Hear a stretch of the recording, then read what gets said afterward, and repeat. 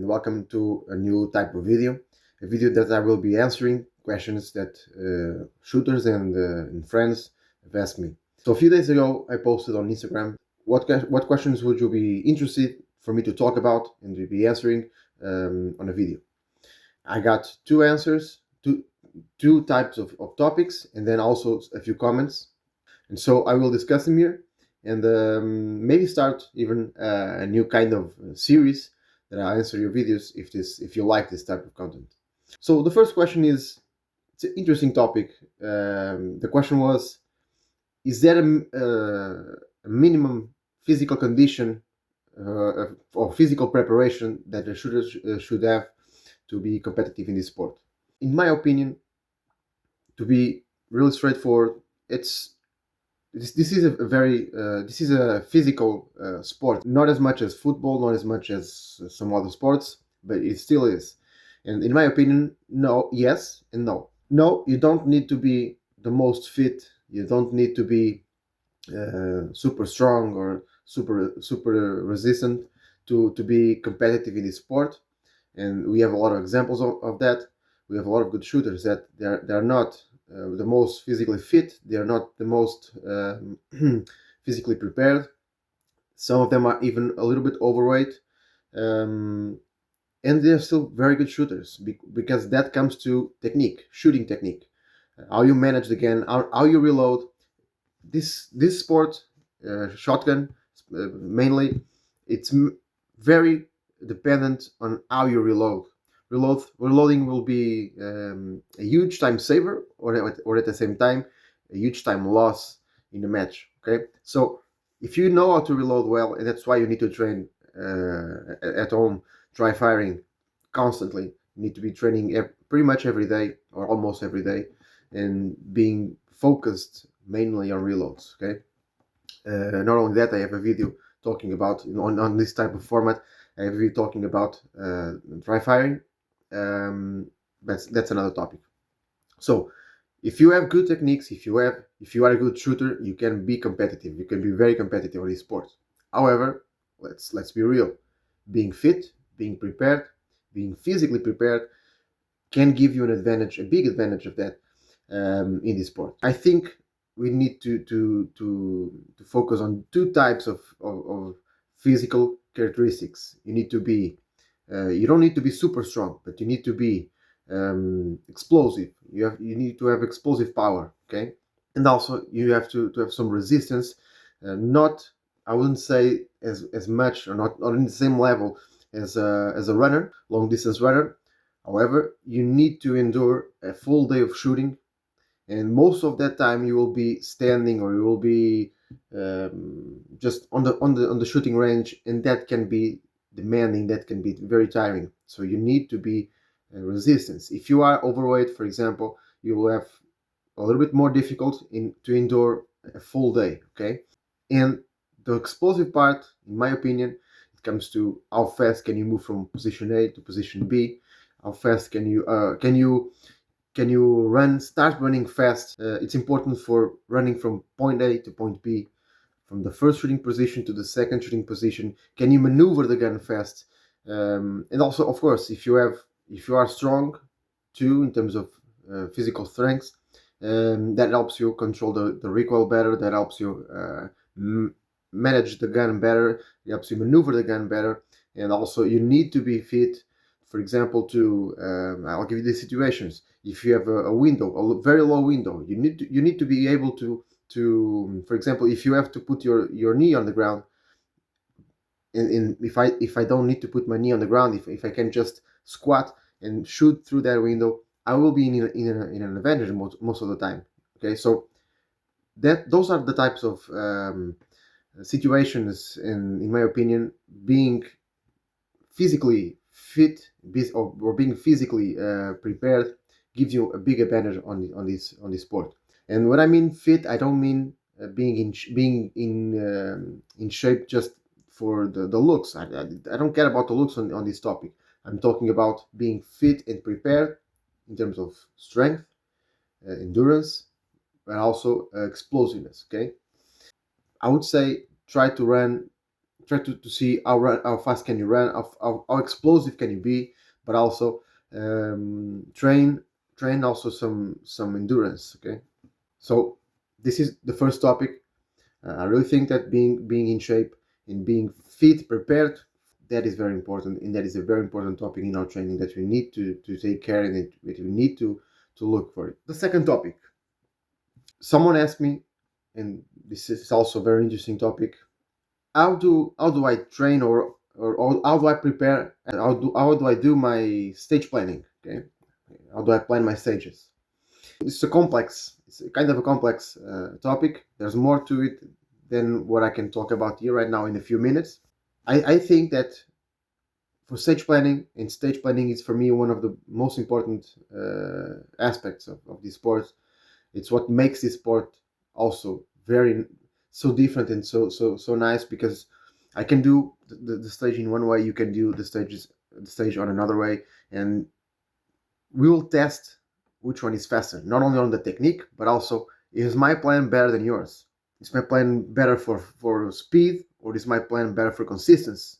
And the strategy changes depending on the type of stage that we are shooting, okay? And also depending on the knowledge that we have from ourselves and from the competition, okay? So, but I would say that stage planning has three main moments, okay? So the first moment, I would say, it's days before the match. It's when the briefings are posted online, and then you can start studying those briefings, start making notes on a paper. And I really think that it's very important that you do that. It's not mandatory. It's not the most important topic, but it's important that you study, that you are aware of what kind of stages are you going to face on the match. The second moment is if you go to watch the pre-match and you see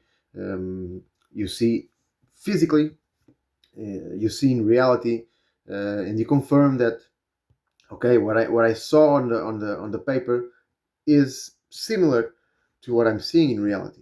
You can check for distance to the targets, to manage chokes. You can check the angles, not entirely, but you can start to confirm that and make a better plan, make better notes on your paper. And then you have the moment of the walkthrough, which is obviously the most important one. The moment of the walkthrough is where you're going to confirm, you're going to not memorize, but you're going to confirm and finalize your memorization of the stage, and confirm angles on the spot. You can confirm movements, you can confirm a lot of things. It's this part on the walkthrough that most shooters, especially beginners, they have more difficult with. Okay, and in my opinion, what I like to do is, I would say, I would divide the walkthrough in a few parts. The first thing is, even when the RO is speaking, you can already start to confirm. Can you find all the targets that is in the briefing on paper? Can you find all the targets on the stage, on the place? So the first thing would be counting the targets. Okay. The second thing would be, after that, because you did in the previous studying of the briefings, you should note there somewhere that you are going to make X reloads. You're going to need how many shots, and I'm going to need to reload maybe in this place, in another place. But the most important is you're going to make X reload. How many reloads? Okay. You should also put maybe, so you need 2 reloads, 2 mandatory reloads, maybe plus another one for security or whatever. On the walkthrough, the first thing is count the targets. See if you can find all the targets that are on the briefing. See if you can find them in reality. You need to start planning and confirming, actually, where you are going to make the reload. So I would start considering I would say the stage line. Let's put it like that. Let's make an analogy, the race line.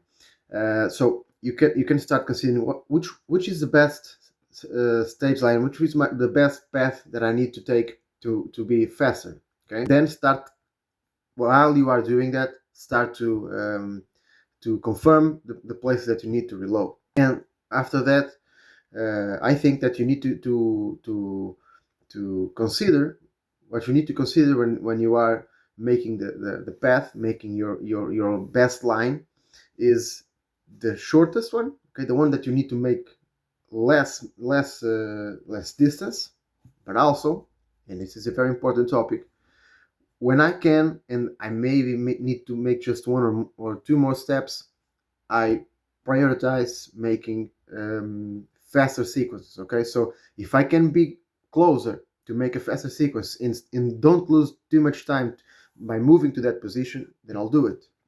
Okay, I may lose half a second or 1 second on that movement to that position, but I might gain.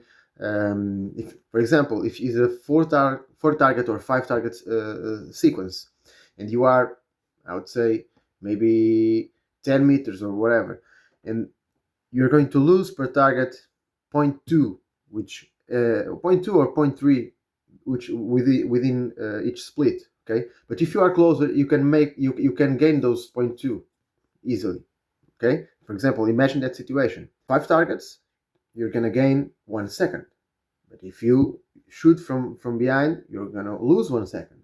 Okay, sure, I made almost a second maybe doing that movement, but maybe not. Maybe I can be faster on that movement, and I can start shooting faster. Who knows? You need to study. You need to see on the place and see if you can make the faster shots. Okay, this is the sequence that I would like to recommend. So first count all the targets, then start to make to confirm where you can reload. Okay, and started to make your best line, the path that you're going to make on the stage. And doing that, you need to consider a few things. You need to consider, can I make faster shots on this sequence? How many targets can I see from this position? I'll prioritize making the shortest distance. Okay, movement is always lost points usually. Okay, that's why you need to reload on the move, because when you are not shooting, when you are not gaining points, you are losing time, so you are losing points. And when you are losing points and reloads, you are not shooting, so you are losing points, right? So you need to put them on most of the time. You need to put them on movement while you are moving. Okay, so also have that in consideration. Can I reload one quad load, two quad loads, or three quad loads on this space, or do I need to make just one quad load and then make the two other ones on the next sequence? You need to take that in consideration. Okay, if you do that, the 3 minutes, 5 minutes, whatever, should be enough. Okay, of course, on longer stages, more confusing stages, that's a little bit more difficult, but with practice, that will be fine. I think that there's a few more things to play stage planning, and I would say that strategy is very important too. You need to understand that most of the stages on a match are short stages, right? So short stages are the ones that will either give you a lot of points or you'll lose a lot of points, right? So you need to take in consideration that. And so you have to consider, is it a risky stage? Do I have a lot to lose on this stage? Is it, for example, an 8 target stage and we start with 9, for example? You start with nine shells on the gun and it's an 8 target stage. You have one left, okay? You have one spare shell. Maybe if you go too fast on that stage and if it's too risky, maybe that one left would not be enough. Imagine that it's a 9 target stage. You are on the money. So I think you should consider making a reload between during some movement, because you might miss and then you have to make a rushed reload and a not planned reload, and that will most certainly will be bad for your stage time. You need to evaluate the risk of the stage and consider that short stages are actually, in my opinion, the most important stages. Are the ones that can give you a lot of points or that you can lose a lot of points. Are the ones that are going to determine who wins and who doesn't. Okay, of course it's the overall scenario, but those, in my opinion, are the most important ones. And then there's different considerations that you can make in what type of stage you are shooting. If it's a long stage, the risk is less in terms of losing points, because the time it's not so important. However, you have more risk of not memorizing the stage. You have more risk for mistakes during the stage, okay, because it's a bigger stage. So we have to take all of that in consideration. In my opinion, short stage, you need to be, if you are really close to the limit of your shots, then you need to be more careful. Shoot not as fast, but more consistent. But if you are, for example, if you have enough shells, or if you have a moment that you can just put two wrap very quickly put two, and you have then three shells to spare, then after that you can make really fast sequences and be faster, because even if you miss one, you have already another shot prepared, and so you won't need to reload again. Okay. Also, does it have no shoots, tight no shoots, or are the no shoots very far away? All things that you need to consider. On a long stage, I can be a little bit faster on the sequences because there's a lot more space for me to reload while moving. And if can I memorize the stage easily or not? If I can memorize easily, then I should be faster on the transitions and on the sequences, because I can always make reloads. But I also need to consider, will I run out of shells, out of ammo in any point if I miss a lot? So in my opinion, there's a lot more to stage planning, and there's also how the competition is doing. Do you think that you are on a good day? You are not on a good day? All of that is important to be at the maximum of your performance. I would say that for beginners, don't worry about it too much. Just try to copy. If you are starting on this sport right now, try to copy someone that is more experienced and that you know that is more experienced. Okay, don't just copy a friend that says is very good, but in reality might not be. No, try to copy. If you try to shoot with the the the, the squads that have the best shooters, try to go there and shoot with them. Try to analyze what they do. Try to copy their stage planning in the beginning. Okay, don't worry too much about it, but start practicing that routine while in the beginning. Okay, start practicing it.